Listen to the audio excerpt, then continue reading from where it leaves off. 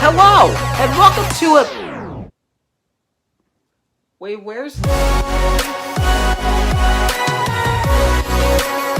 A job. The thing that we're forced into so we can make enough money so that we don't starve and die. Or, if you're around my age, you get a job so you can start saving up in order to afford at least 3 college textbooks by the time you reach freshman year of college. Assuming you start working as soon as you turn 16 anyway. Now, most people when they turn 16 tend to start off in some fast food or retail job.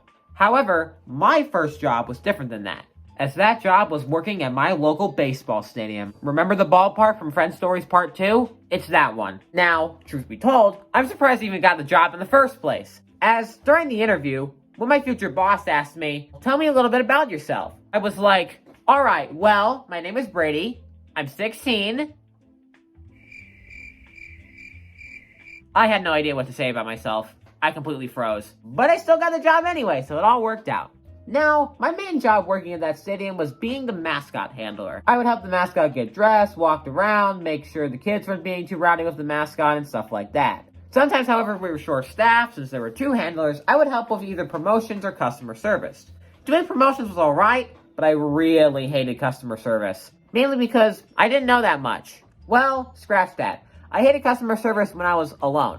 For example, one time I was by myself sitting at the customer service desk when some family came up to me with a waiver which gave them permission to participate in one of the promotion games we do.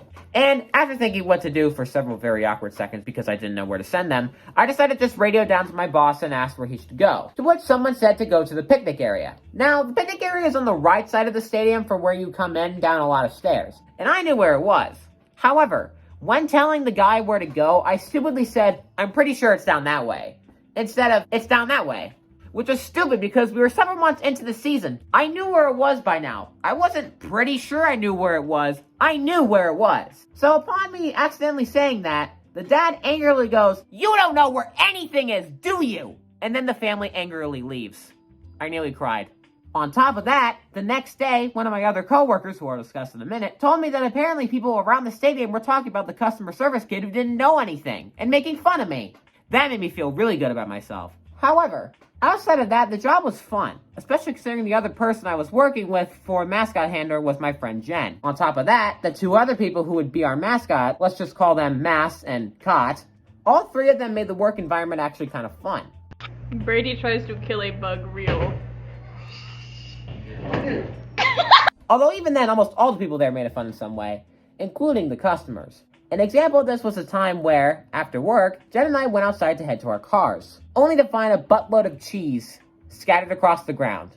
Now, who did this? I have zero idea. I want to believe some customer carefully placed those around the ground for the sake of placing cheese around the ground. Or maybe a truck carrying cheese in the back had the cheese blown out by a gust of wind. Either way, though, it was quite the sight to behold. Huh.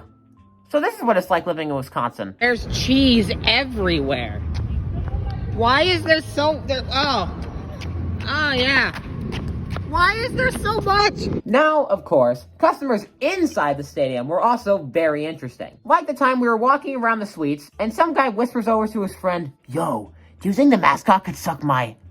What is wrong with you? There was also that time when we were going through the suites, and one of the people in the suite had a cutout of the head of the team owner. And then right after we were about to be finished with that suite, the actual team owner walks in the suite, sees it, and goes, "Oh, mascot, it wasn't a..." There was also that one time where I was helping the mascot by myself because Jen wasn't there that day. And normally people will have me take pictures of them standing next to the mascot. However, that day, someone wanted a picture of me instead.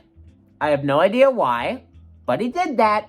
And no, they were not a fan of this channel. I mean, I'm not exactly famous. I wouldn't run into a fan out in public. Then, a couple months later, another person also had me and Jen get in the picture with them. You do realize we're just boring staff, right? Also, the amount of times the mascot was asked if they were a furry is too many to count. Which is funny, because the only actual furries on that mascot team were the people not normally wearing the costume. Of course, it wasn't all sunshine and rainbows. Even though I really enjoyed the job, one of the downsides was hot dogs. Yeah, a bit underwhelming, but they would give us free food while we were working, which of course is not a bad thing at all, but it was only ever hot dogs and brats, and I grew sick of them. In fact, it became such a popular sentiment among the staff that they also grew sick of hot dogs that they added an email sent out to us about us having a post-season party don't worry, there will be no hot dogs. Wow. Another downside is that on Fridays we had a fireworks show. And if the wind blew in the direction inside the stadium, which it normally did, we had to pick them up. And sometimes there were a lot of them. I now have massive respect for those people who pick up the fireworks at the Disney parks. I don't even know how they do that. Do they have to climb on top of the castle to get any of the ones that blew there? Dive into the water to get any of those? Also, oftentimes, something I found funny is on the schedule, they wouldn't call it firework pickup. They'd call it team bonding. No, you're not going to all the classrooms and collecting the trash. You're learning the layout of the school. Or my personal favorite, that time someone ran it into Google Translate and translated it into Japanese, but then when translated back to English, it translated to hot pot pickup. Ah, man, I have to pick up all these pots, and they're hot? That was not very funny, I apologize. Now, while those weren't actual serious downsides, there was one serious downside that didn't actually relate to anything doing with the stadium itself. The area it's in, honestly, isn't that great. It's rather sketchy and not that far away from industry.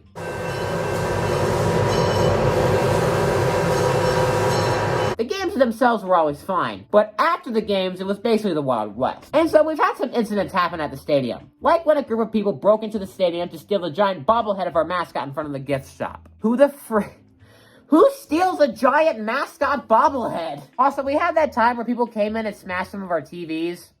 Not even for any reason. I guess they just wanted to smash TVs. You guys do know they have places for that, right? Or that one time when a fight almost occurred in the parking lot just outside the stadium, and our boss over the radio described it as, I'm watching the battle royale that's happening out here. Oh yeah, and side note, my boss was also pretty cool. He was a really chill dude. Sometimes he'd even buy people food just because they didn't want to have hot dogs again. There was this one time where, at the games, we have these first game certificates that we give out to people who are visiting the stadium for the first time. However, it was late in the game, and we had a bunch of extras. And so we all decided to make some for our boss. And so we wrote things like, Best Dad Walk, and we'd sign the team we're playing against as Yo Mama. Or that one time where I was holding a door open, and I was eating chicken because I hadn't actually eaten anything that day. That chicken was burnt, by the way, so it was not good chicken. And he just said, you know, you're doing a great job, Brady. Eating chicken and holding the door open. That's why we pay you.